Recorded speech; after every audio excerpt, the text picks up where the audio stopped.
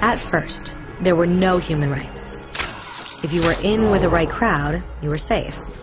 If you weren't, well, you weren't. But then a guy named Cyrus the Great decided to change all that. After conquering Babylon, he did something completely revolutionary. He announced that all slaves were free to go. He also said people had the freedom to choose their religion, no matter what crowd they were a part of. They documented his words on a clay tablet known as the Cyrus Cylinder. And just like that, human rights were born.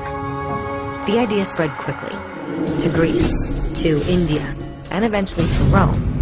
They noticed that people naturally followed certain laws, even if they weren't told to. They called this natural law, but it kept getting trampled on by those in power. Not until 1,000 years later in England did they finally get a king to agree that no one can overrule the rights of the people, not even a king. People's rights were finally recognized, and they were now safe from those in power.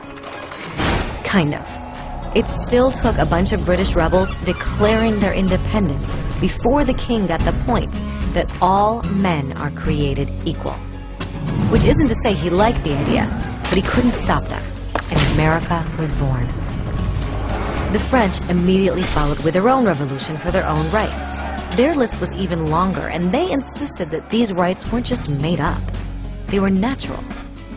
The Roman concept of natural law had become natural rights. Unfortunately, not everyone was so thrilled. In France, a general named Napoleon decided to overthrow the new French democracy and crown himself emperor of the world. He almost succeeded. But the countries of Europe joined forces and defeated him. Human rights was again a hot topic. They drew up international agreements, broadly granting many rights across Europe. But only across Europe. The rest of the world somehow still didn't qualify. Instead, they got invaded, conquered, and consumed by Europe's massive empires.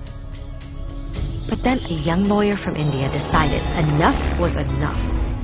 His name was Mahatma Gandhi, and in the face of violence, he insisted that all people of Earth had rights, not just in Europe. Eventually, even Europeans started to agree. But it wasn't going to be that easy. 2 world wars erupted. Hitler exterminated half the Jewish population of Earth in horrifying Nazi death camps. And all told, 90 million people died. Never had human rights been so terrifyingly close to extinction. And never had the world been more desperate for change.